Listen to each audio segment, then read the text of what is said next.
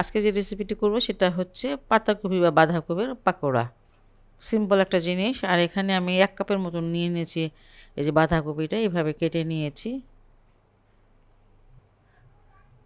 এখানে প্রায় আধা কাপ হবে। এটা পেঁয়াজ দিয়ে দিচ্ছি, পেঁয়াজ কুচিটা আধা কাপ।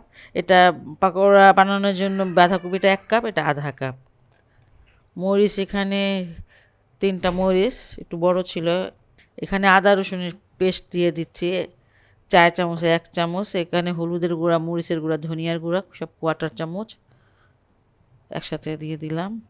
গরম মশলার গুঁড়াটা সেটা 1/4 চামচ। লবণটা স্বাদ মতন দিয়ে দিব। একটু পরে দেখি মুখে দিয়ে যে লাগে কি না। আগে খুব লবণ দিয়ে পেঁয়াজ মরিচ সব কিছু একটু চটকিয়ে নিই। আমি এই যে বাঁধাকপি আর পেঁয়াজ সবগুলো একটু ভালো করে চটকিয়ে নিব একটু সময় নিয়ে, আর এটাকে একদম সফট করে ফেলবো। চটকিয়ে এগুলো একদম নরম করে ফেলেছি। এখানে 3 চামচের মতন বেসন দিয়ে দিচ্ছি। একটু ক্রিস্পি হওয়ার জন্য 2 চামচ দিয়ে দিলাম চালের গুঁড়া।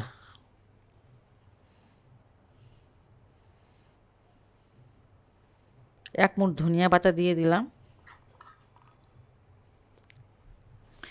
একটা ডিম দিয়ে দিব। আধা চামচের মতন দিয়ে দিচ্ছি চিলি ফ্লেক্স।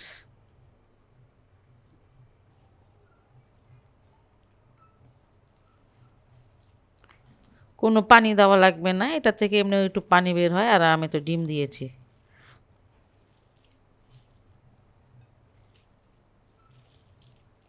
এখানে অনেকগুলো বেসন বা চালের গুঁড়া দিবেন না, তাহলে হয় কি কেমন যেন দলা দলা হয়ে যায়, খেতে অত ভালো লাগে না। এই যে শুধু একটুখানি যে একটু জড়ো হলেই হয় এরকম। আচ্ছা, এটা মাখানো কিন্তু হয়ে গেল। এটা আমি একটা সাইডে সরিয়ে নিচ্ছি। ফ্রাই প্যানে অল্প একটু তেল দিয়েছি, আর এটা আমি পাকোড়াগুলো ভেজে নিব। এটা আমি ঝুরা পাকোড়াগুলো বানাবো, ছোটো ছোটো হয় না সেগুলো। ইচ্ছা করলে বড় বানাতে পারেন, এতে এরকম খেতে বেশি মজা লাগে।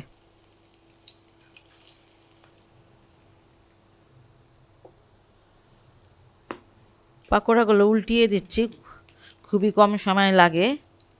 আর এই ঝুরা পাকোড়াগুলো বানালে কিন্তু খেতে অনেক মজা লাগে। উল্টে পাল্টে আপনার পছন্দ মতন কালার করে নেবেন। এটা ভাজা হয়ে গেল, আর আমি এখন এটা উঠিয়ে নিচ্ছি। খুবই সহজ এবং খুবই মজাদার একটি রেসিপি। আর এখন তো বাঁধাকপি অনেক পাওয়া যায়, আপনার বাসায় এটা অবশ্যই ট্রাই করতে পারেন। আর হেলদিও। আর যদি ভালো লাগে আমার এই রেসিপিটা আপনাদের, তাহলে অবশ্যই বাসায় ট্রাই করবেন এবং আমার চ্যানেলকে লাইক করবেন, সাবস্ক্রাইব করবেন। সবাই ভালো থাকুন, সুস্থ থাকুন, নিরাপদে থাকুন, এই দোয়াই করি। আল্লাহ হাফেজ। আশা করি সবাই ভালো আছেন। আজকে যে রেসিপিটি করবো সেটা হচ্ছে পাতাকপির পাকোড়া করব, একদম ভিন্ন রকম। যাই হোক, এখানে আমি পানি দিয়েছি কিছুটা, আর এখানে 1 চামচ ভরে লবণ দিয়ে দিচ্ছি। এখন বাঁধাকপিগুলো গরম পানিতে দিয়ে দেবো। বাঁধাকপিটার শেষ অংশটা আমি নিয়েছি, প্রথম দিকে না, প্রথম পাতাগুলো পাতলা হয় এই জন্য শেষেরটুকু নিয়েছি। এই একটা বলক আসা পর্যন্ত এটাকে আমি একটু সিদ্ধ করে নিব, তারপরই হয়ে যাবে।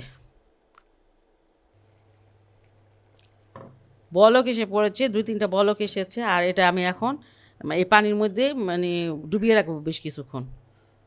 এই ফাঁকে আমি ব্যাটারটা বানিয়ে নিব। এখানে আধা কাপ দিয়ে দিয়েছি বেসন, আর 1/4 কাপ হচ্ছে চালের গুঁড়া। চালের গুঁড়া দিলে বেশ ক্রিস্পি হয়। দুইটার সাথে একটু মিশিয়ে নিই।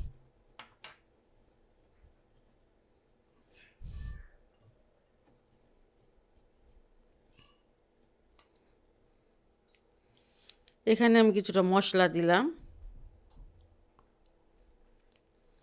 1/4 চামচ হলুদ দিয়ে দিয়েছি, 1 চামচ মরিচের গুঁড়া দিয়েছি, ধনিয়ার গুঁড়া আধা চামচ, জিরার গুঁড়াটাও আধা চামচ। আর এখানে 1 চামচ হচ্ছে আদা রসুনের পেস্ট, না এটা একটু মানে ভাঙা ভাঙা ধরনের। আজকে আমি মানে এমনিতেই এই পাকোড়াটা বানালাম, তো খেয়ে দেখি মাশাআল্লাহ অনেক ভালো টেস্টি। তাই ভাবলাম এটা আপনাদের সাথে শেয়ার করি, তাই শেয়ার করতেছি। স্বাদ মতন লবণটা দিয়ে দিচ্ছি। এখানে কিছুটা গরম মশলা দিয়ে দিচ্ছি, আধা চামচ হবে। এই গরম মশলা দিলে একদম স্বাদটা চেঞ্জ হয়ে যায়। এখন আমি একটু একটু করে পানি দিয়ে দিব, ঘন একটা ব্যাটার হবে।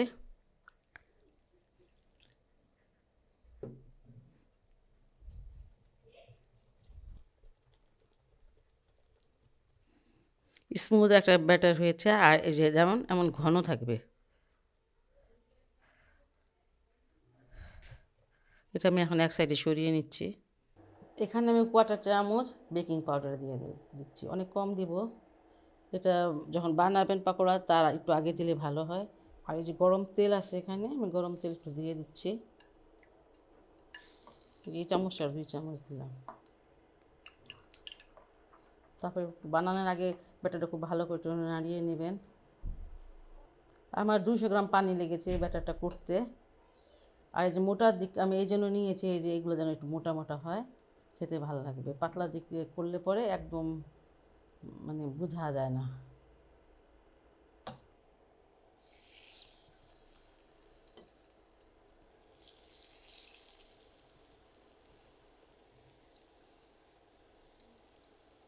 এই হাতলটা ধরে একটু ঝাঁকিয়ে দিবেন, দেখবেন যে ফুলে উঠেছে।